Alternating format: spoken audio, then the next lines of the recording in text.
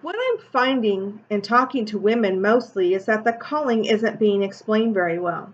These young newlyweds are not paying attention to the vows that they agreed to at their wedding. The make believe land of fairy tales and happily ever after doesn't exist. The reality is you're taking two people and putting them together where they will invade each other's personal space. There's bound to be conflict, especially if each of these people has bought into this ridiculous idea that they are married to make each other happy.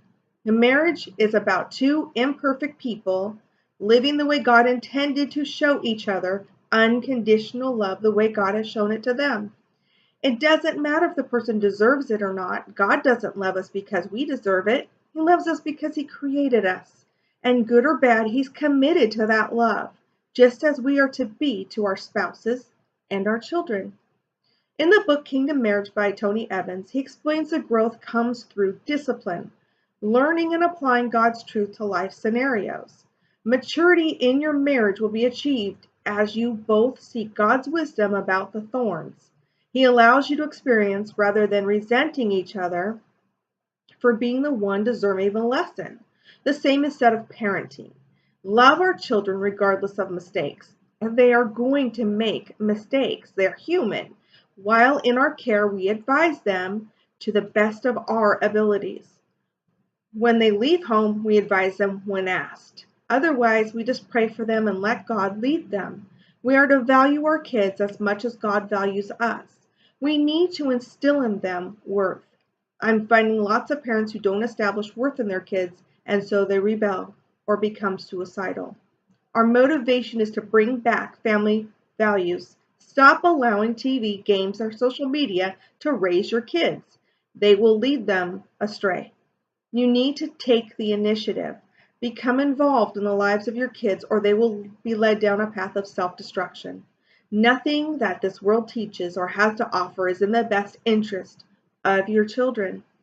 You must become a warrior on behalf of your marriage, your children, and Christianity itself. You must decide on a belief system that is fitting for the role of a believer of Jesus Christ.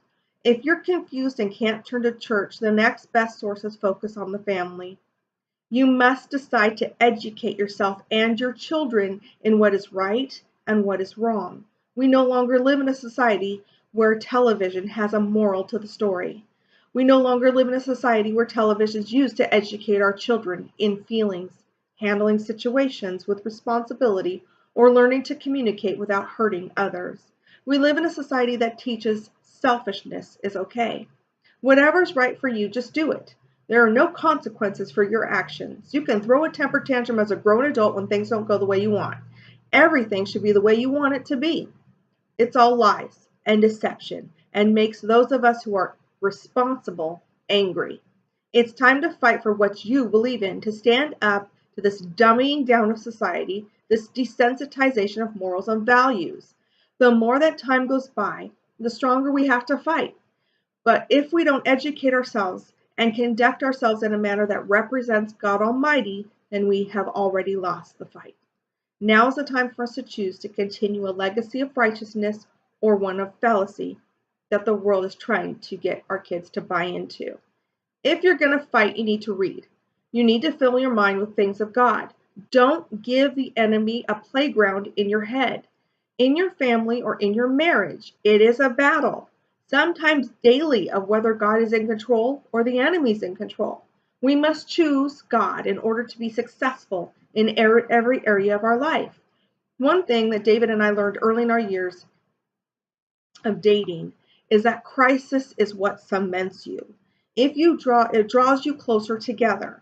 What I found, especially in my own life with the examples that God gave me, was that this is a time a lot of people choose to flee. This is what creates a pattern of brokenness in families because someone decides that there are too many battles to fight in marriage or raising children. These battles, if fought and won, will strengthen each and every relationship if we understand it and don't choose the enemy's way out. I urge you, please look at your marriage, your kids, and your relationship with God. Are you where you want to be? Do you need to improve? Don't look at what others need to do. Only choose to make a decision to change you, not someone else.